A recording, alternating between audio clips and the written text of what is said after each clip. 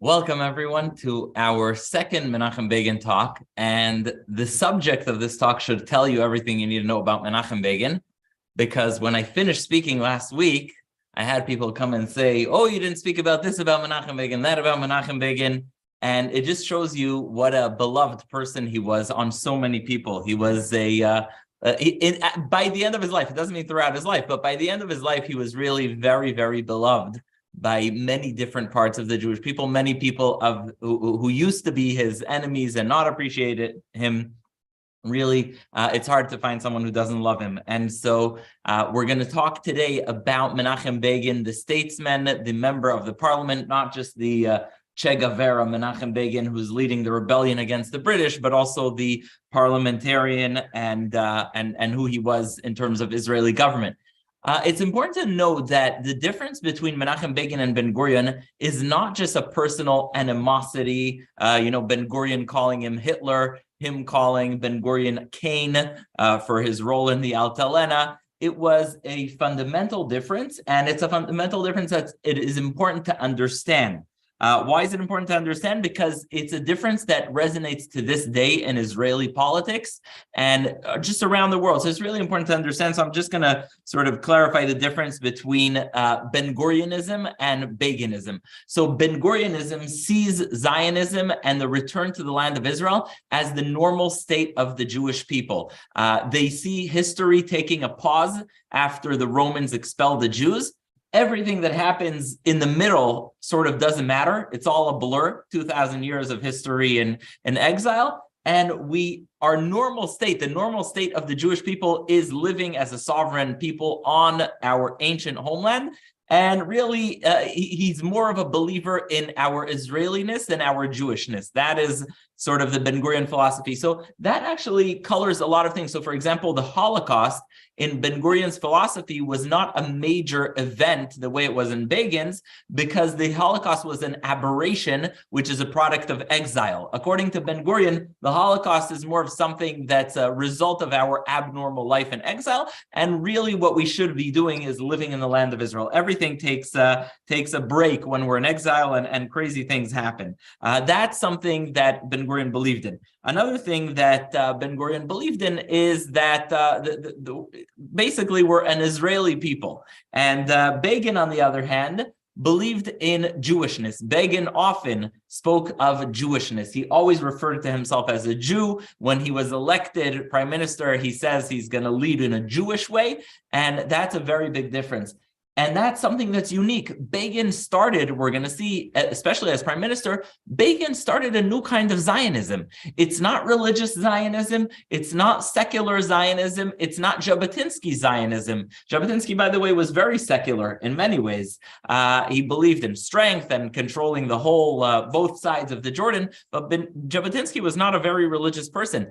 Begin was a new form of Zionism. And so we're going to see what that means. And it's a completely new kind of Zionism. It's interesting. Jabotinsky writes that and it's actually, Jabotinsky is much more similar to Ben-Gurion. Jabotinsky visited Kishinev, the site of the pogrom, right after the pogrom, and he sees the Torah scrolls that are on the floor spread out, and his eyes fall on two words from the Torah, Be'eretz Nochriya, in a foreign land. And to him, the same way to Ben-Gurion, the source of our tragedies was not living in our homeland. And so to him, a pogrom was not necessarily an assault on Jews as much as it was an assault on a people that are not living in their homeland. So Jabotinsky even spoke of himself. He saw his biggest realizations came when he was Italian, and he saw the movement of Italian nationalism. In many ways, Ben-Gurion and Jabotinsky are on the same page in the sense that they believe that we just need to live in our homeland. Whereas Begin, when Begin sees a pogrom, when Begin sees the Holocaust, it's a completely different perspective. To him, it's because it's an attack on what it means to be Jewish. It's an attack on our religion, and it's an attack on everything that it is who we are as Jews. So Begin starts his term as a prime minister as a member of Knesset in 1948. He's actually not such a central figure, but during the controversy and the protests against the reparations from Germany, he becomes a major figure, and he really speaks very forcefully. Then he continues to be a member of the opposition, and Ben-Gurion skillfully works to marginalize him and make him a fascist, a fringe figure, call him all kinds of names. And this is what Ben-Gurion does. He goes on and he calls him all kinds of names and denigrates him. In 1956, famously, there's Operation Kadesh. What happens in Operation Kadesh is that the Israeli army Israel teams up with France and Britain and takes over the northern Sinai and the Suez Canal, and basically it's against the United States. Begin joins the coalition to have stability. We're going to see there's 3 times that he joins the coalition in order to provide stability to Israel at time of war. And he joins for Operation Kadesh. But then when America tells Israel to withdraw, and Israel withdraws within 2-3 days, then Begin, as they say in Yiddish, he schreis Gewalt. He is outraged. And you'll see throughout his life, even when he's in Camp David, him speaking about Israel not needing to bend a knee to America, Israel not needing to sort of be submissive to the United States, and that's throughout his life. There's famous quotes of him saying, "I'm not a Jew with trembling knees," and all these quotes that sometimes people bring up, and that's because Begin really resented the idea that Israel should have to listen to what's dictated in Washington. He famously said, "The Jewish people have managed for 3,500 years without approval from Washington, and we're probably going to survive another 3,500 years without approval from Washington." So that's sort of Begin's outlook in a nutshell. So really, he did not like when Washington told Israel what to do, and this starts in 1956 with Operation Kadesh. Later on, as a parliamentarian, Begin continues, and he as a parliamentarian, he fights for civil rights for the Israeli Palestinians, Israeli Arabs who live under military rule. And despite the worst names that people call him, nonetheless, he is able to really advocate for Israeli Arabs. It's important to note, by the way, that with all the talk today about Israel's right and left, from Begin to Jabotinsky, they all, and obviously Ben-Gurion, they all really advocated for full rights for Israeli Arabs. Leading up to the Six-Day War, 1967, there's a crisis of morale. Has anyone, by the way, ever seen a picture or a video, or maybe in person, Levi Eshkol? Anyone see? Yeah? Oh, you did? In person? Anyhow, so Levi Eshkol is a very quiet guy, and he doesn't inspire much confidence. It's funny because, in my mind, he's one of the greatest heroes of Israel's history. Most people don't even know his name today. And the idea is that he was a man of action, and he didn't really speak well. He stuttered. He did not inspire confidence. So Israel is on its way to a war with Egypt, and they're getting threats of genocide daily. And there's this recognition that as good as Levi Eshkol is in making decisions, you need someone who's going to inspire confidence. Fun fact that I didn't know until this day, Ben-Gurion tries to oust Levi Eshkol and create a government with Menachem Begin, but Menachem Begin says no, and he joins Levi Eshkol in the government. So in 1967, he's again a member of the coalition, the unity government, and that gives him, again, more of a mainstream image. He's more of a respectable person that is not just someone that's being cursed out by Ben-Gurion. So he joins, and indeed, he's a member of the government, and Israel has a glorious victory in the Six-Day War. After the Six-Day War, what is the bedrock of the Beitar ideology, the Jabotinsky ideology? The grand and large Eretz Israel.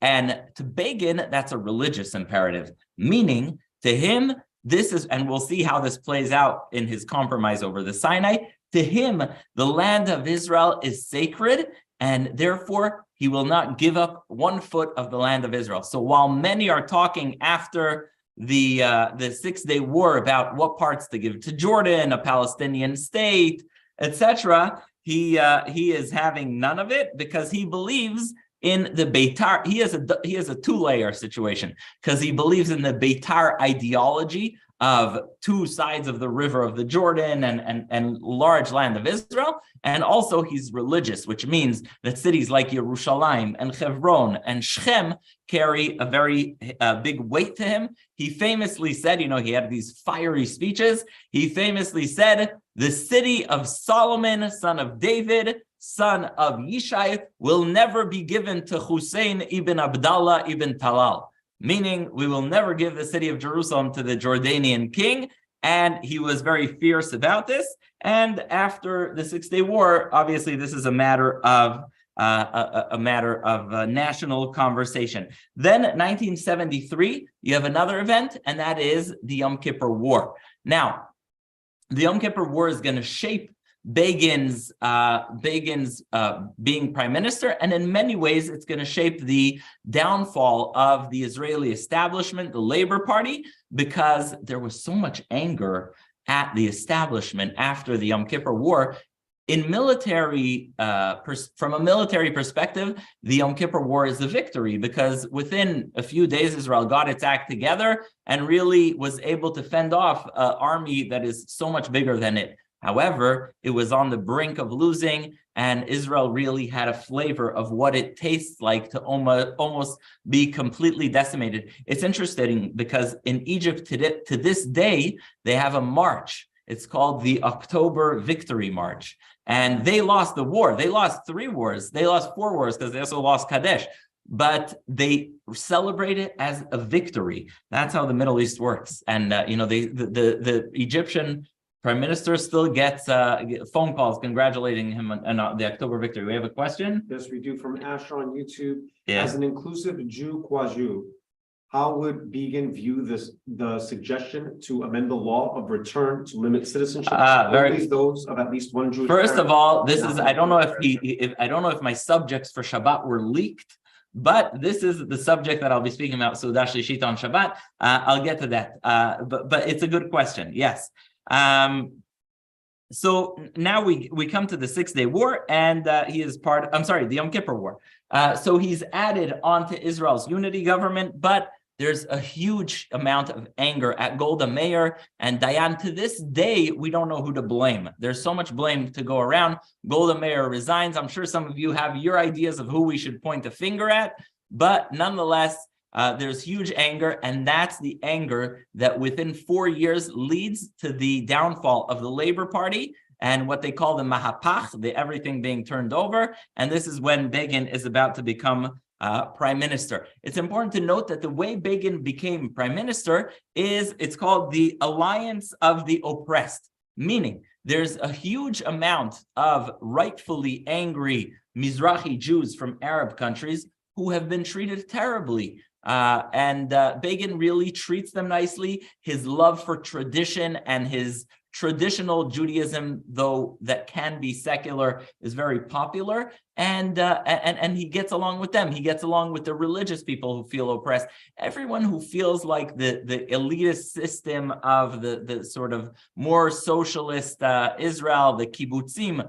have mistreated them, finds a voice with Begin, and this is really how he becomes prime minister. So 2 factors. One is the loss of the Yom Kippur War, and 2 is the alliance of the oppressed, the people who feel that the system has not been treating them well. And that's sort of how he becomes prime minister, and he wins. Now, Begin's victory is a shock. You see the video of the Israeli TV broadcasters. It's a shock. It's after 29 years of the same party. Imagine if you had 29 years of the same party and suddenly a different party comes in. I already said the line my cousin said when he met Begin. He said, I think of you every single Shabbat Mevarchim of Rosh Chodesh. Why? Because we say, Hotzianu mi avdut lecherut. which literally means God took us out from slavery to freedom, but Avodah was the Labor Party and Cherut was Begin's party. So you took us out from Avodah to Cherut.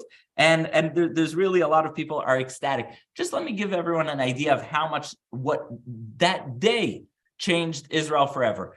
Begin goes the morning after he wins the elections. He goes to the Kotel to recite Tehillim. Since then, every single Israeli prime minister that gets elected goes to the Kotel the morning after they get elected. That has become a tradition. So in that sense, he really changes the way Israel runs, and that's why to understand Begin is to understand Israel today. A lot of things that were not said before, words like Be'ezrat Hashem, Im Yirtzeh Hashem, became part of the mainstream language and lingo in Israel, because really Menachem Begin, it brings this warm tradition with him. When Menachem Begin comes to visit the United States, he does something that I actually don't know, I don't think it's done so much anymore, correct me if I'm wrong, but he visits leading rabbis. I don't think the Israeli Prime Minister today does that.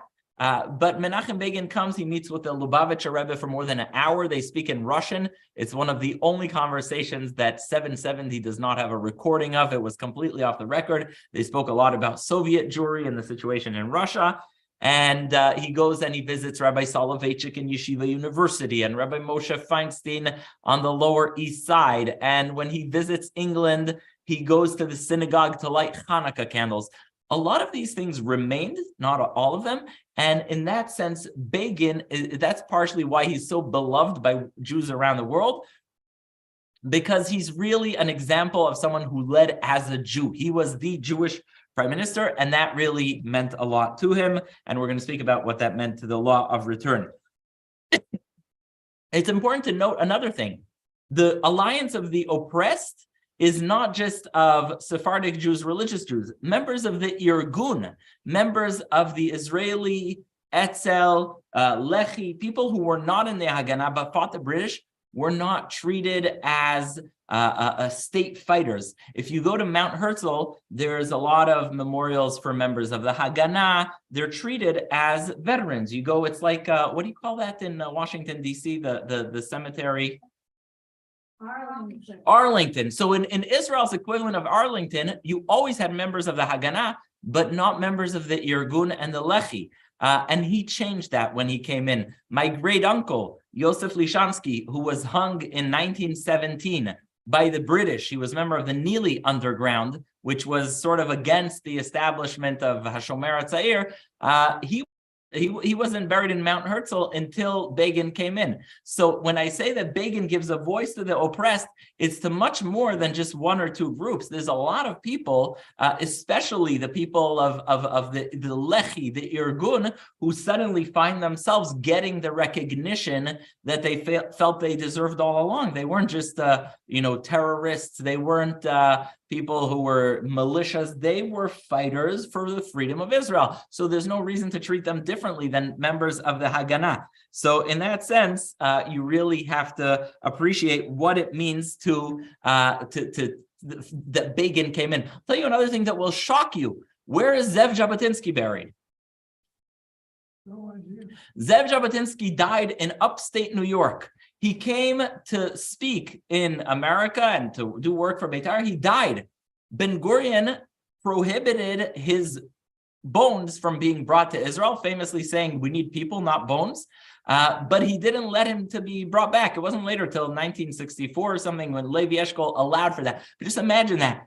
Jabotinsky, who's the head of one of the major branches of Zionism, was not allowed to be brought into Israel. Unlike Herzl, who was buried in Mount Herzl, he is not brought into Israel. So just you need to understand how much was controlled, how much control there was before 1977, the Mahapach, the revolution almost, when Begin came into office. So that's just important to understand why so many people were ecstatic and how Begin changed that sort of grip that the kibbutzim had.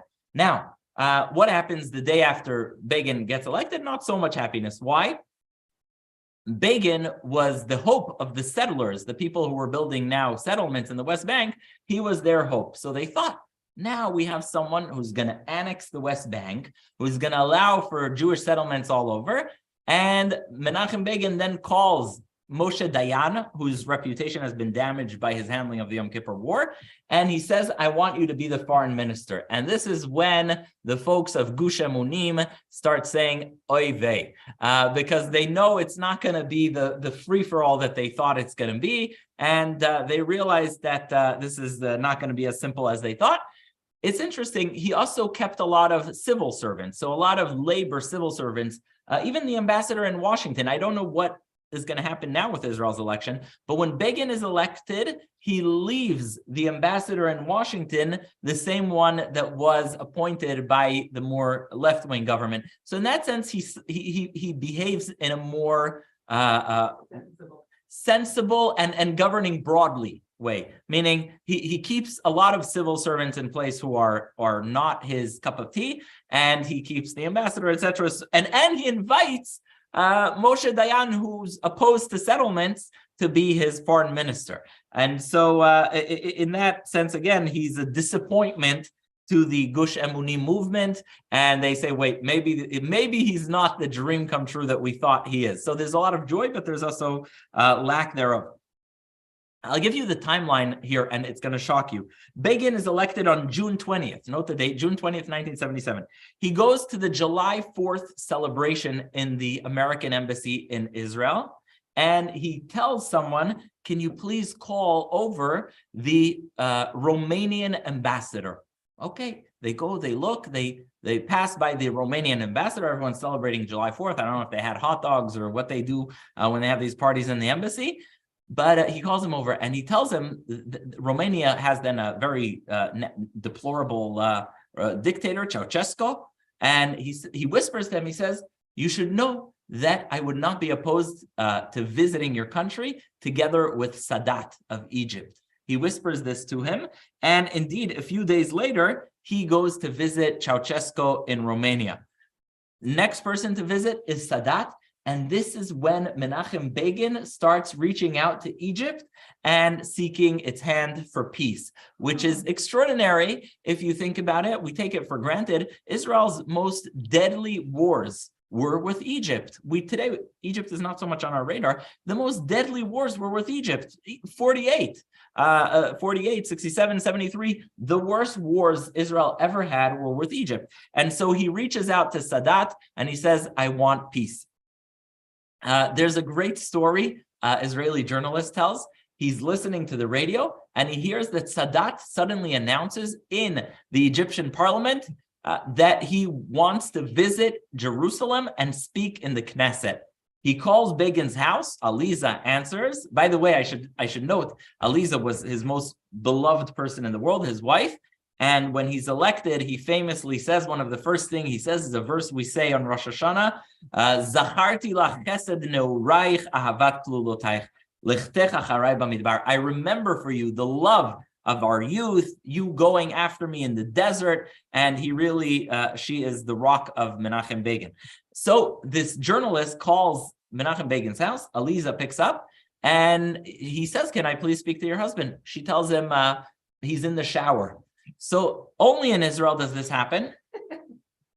The journalist tells Aliza, please tell him to get out of the shower. Okay. He gets out of the shower, and this journalist says to him, did you hear Sadat spoke in the Egyptian parliament and said that he wants to visit the Knesset? I don't know how exactly things went on minute to minute. I'm assuming he got fully dressed before he made the next announcement. But then he said he would welcome him in Jerusalem. And days later, Sadat arrives. Now, I'm sure some people here have been to Israel's old Ben Gurion airport. Anyone remember where you had to take a bus from the airplane to the terminal? Remember that terminal? The old terminal. Anyhow, when Sadat lands in Jerusalem, another fact that I didn't know, when he lands in Ben Gurion Airport, the roof of the terminal is lined with Israeli snipers. Why? Because Israelis did not trust. I mean, this is your arch enemy. Imagine if the Ayatollah of Iran said he wanted to visit Jerusalem. maybe you would say okay, but you would kind of make preparations in case it's not that. And definitely after the betrayal of the Yom Kippur War, where Egypt attacked us on our most sacred and vulnerable day, that, the Israelis were not exactly trusting of Egypt. So Sadat arrives is big news, but there's still, it's like with Yaakov Avinu. You prepare for all options, and there are Israeli snipers on the roof of the terminal. And if any Egyptians are listening to us online, my apologies, but it was meant in good faith. It was meant in case that something bad happens. And so they prepare, but indeed, actually, Sadat was there for peace. And they have all these negotiations. He comes to speak in the Knesset. He speaks. He's the first Arab leader to visit Yad Vashem, and then they start negotiations. It's fascinating because if you think of the peace agreement with Egypt, it is such a miracle, and there's so much to it that cannot be taken for granted. In the sense that here we are, so many years later, almost 50 years later, and it's still holding. It's still holding. And it's really a truly amazing thing. I'm going to compare a bit to the agreement with Jordan, but really it's a phenomenal thing. As they go on, I remind everyone, Begin is not fond of Germans, Kal vachomer Nazis, and Sadat has a history of being a Nazi. During the Holocaust, Sadat is a Nazi. So there's all these documents of how much he didn't trust Sadat, and how he gets into these difficult negotiations, but they agree before they even negotiate, there will be no more war, which is essentially all you need, really, because there was so much bloodshed. The negotiations hit a snag. If you look at the documents, there are many situations where the negotiations almost fell apart. And so eventually, the U.S. gets involved and invites them to Camp David. A lot of people, look, Jimmy Carter is an anti-Semite. Menachem Begin said that. But a lot of people think that the U.S. pressured Israel into the agreement. No, the U.S. stepped in only once the negotiations were falling apart. And so Jimmy Carter gets involved. They invite them to Camp David. There's a national security advisor of America called Brzezinski. Anyone know him? Brzezinski, yeah, I hope I'm... So he's Polish-American, which is great because Menachem Begin also has his Polish side to him. And there's a famous picture of them playing chess. And there's a story, Menachem Begin used drama a lot to win his side. He was very emotional, and we're going to see that had its upsides and its downsides. He was very emotional, and he was very good with drama. And so they sit down to play chess. You can see the picture online. And he tells Brzezinski, he says, I did not play chess since I've been sitting in the Soviet gulag under the Russians. He builds up a whole drama to show, his opposition to the Soviets, whatever. And they start playing, and Aliza walks in and she says, you guys are playing chess. How did you know Menachem loves playing chess so much? So it kind of killed the drama. But this is what he does. And he continues to negotiate. And Sadat starts demanding return of the Palestinian refugees from 48. He demands a Palestinian state in the West Bank. He demands there be a treaty of no nuclear weapons for Israel and other really outlandish demands. And the negotiations almost fell apart many times. It's interesting. The declassified CIA documents say, who do you think the Egyptians trusted more, Begin or Moshe Dayan? Who do you think they trusted more? So it says they didn't trust Dayan. You know why? Because he was not religious. And it's so interesting that you look today at Israel's peace accords, it's called the Abraham Accords. And a lot of those good faith negotiations depend on religion. And so even though Sadat obviously was not a fan of Jews, he was a Nazi during the years of the Second World War, but he trusted Begin more because Begin was a religious person. And he said he doesn't trust Dayan because Dayan is not a religious person. So it just shows you how sometimes in the Middle East, there's some things that we don't really understand.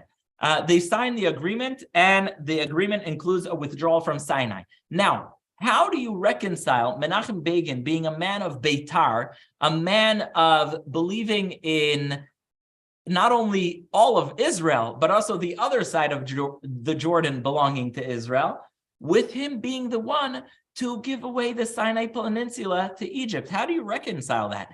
So this is where Menachem Begin's religious side comes into effect. Two things. First of all, the Sinai Peninsula is not part of the biblical land of Israel. Remember, we sojourned through the Sinai desert. We got the Torah there, but it was not meant to be where we live. That was one side of things. Then obviously you have the bloodshed, the number of people that were killed in wars with Egypt. It was the biggest number of casualties. That's another consideration. And finally, Menachem Begin believed that if he gave away the Sinai, that would secure the West Bank and the Golan Heights as permanent parts of Israel. So in a way, he felt like he was sacrificing Sinai in favor of the parts that are the biblical land of Israel. Yes? I have Eric on Zoom asking, did Begin have any opinion of Jesus based on Joseph Klausner's book, Reclamation of Jesus?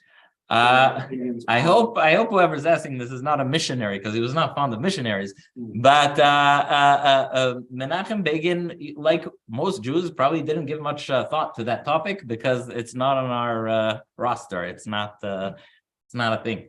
Yeah. Actually, he was asked this question. Oh, really? Yes, and it's a famous. It became a famous joke. Then he said, when he comes, when the Messiah comes, we will ask him.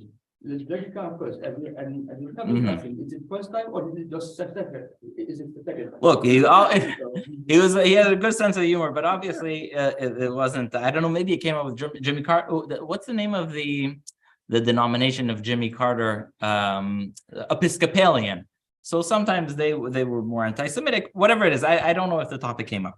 Anyhow, Menachem Begin receives the Nobel Prize, and his speech is really a very Menachem Begin speech, where he is speaking about he doesn't just speak about himself. He says this is a prize given to all of the Jewish people. He speaks about the Holocaust, the suffering, and his family. Now, I want to speak about the unpopular side of Menachem Begin's prime minister time, because it was his economics, and it has two sides to it. First of all, just to understand what was going on in Israel before Menachem Begin came in economically, you were not allowed to trade foreign currency in Israel before he came, which meant if you have $1,000 in Tel Aviv or Jerusalem, you cannot trade them in Israel. The shekel was not traded internationally. And so Menachem Begin is a capitalist, and unlike the more socialist Labor Party, this comes with the capitalist positions. So he puts in a huge amount of economic reforms. He starts having the shekel publicly traded. Foreign currencies are welcome. He cancels a lot of the subsidizations of basic foods, which were part of a socialist policy.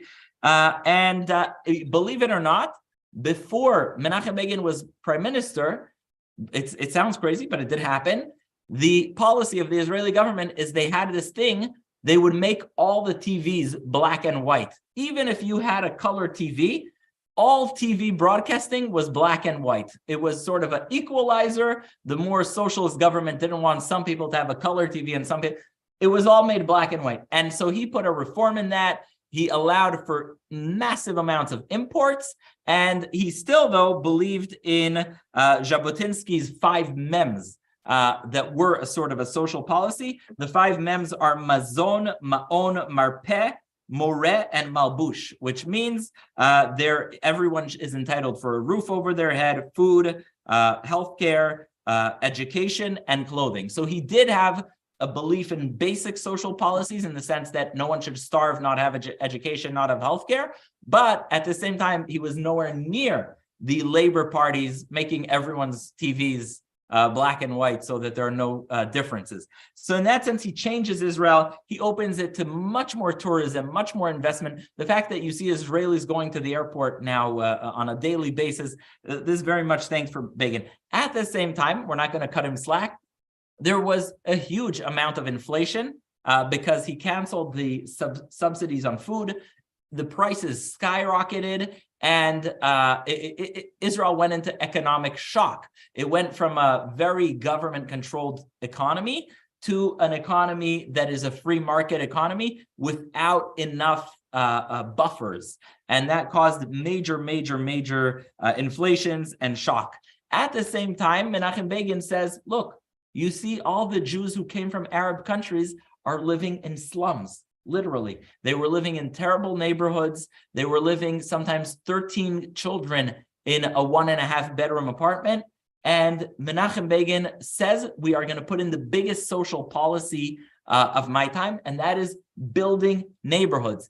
And this is when you see in the late 70s and 80s, for those of you who've been following Israel neighborhoods, this is where you see all these neighborhoods start sprouting. Menachem Begin puts a huge amount of money into building housing so that people just are not living in refugee camps and in slums. Where's the money going to come from? This is a very Jewish approach that embarrassed everyone in the Labor Party. He says 50% our government is going to pay for. But the second 50, excuse the word, we're going to schnorr. And he goes around the world asking federations, asking wealthy Jews. This is where the very Jewish side of him, where he's turning to the Jews around the world and he says, I want you to fund it. In fact, there didn't used to be JCCs in Israel. There's something that I heard this from my friend Tzvika Klein. There were no JCCs in Israel. And now you go to every neighborhood in Israel, it has something called a matnas, which is basically a JCC, and they're all donated by certain diaspora communities. That's where you have sister cities and all these neighborhoods in Jerusalem that have plaques for a guy from Los Angeles or Ohio, because Menachem Begin says we're going to build these houses and we'll get donations from around the world. Now, probably one of the most important parts of Menachem Begin is siding with the oppressed, and he didn't favor anyone when he sided with the oppressed. So when the chief rabbinate and religious parties started discriminating off the record against Jews called B'nai Menashe. B'nai Menashe are Jews who come from India. We'll see there's two groups of Jews that didn't previously come to Israel, B'nai Menashe and the Ethiopian Jews. And one of the first things Menachem Begin does, first of all, he sends a letter to Chief Rabbi Ovadia Yosef telling him to give a verdict on Ethiopian Jews from the Falasha tribe.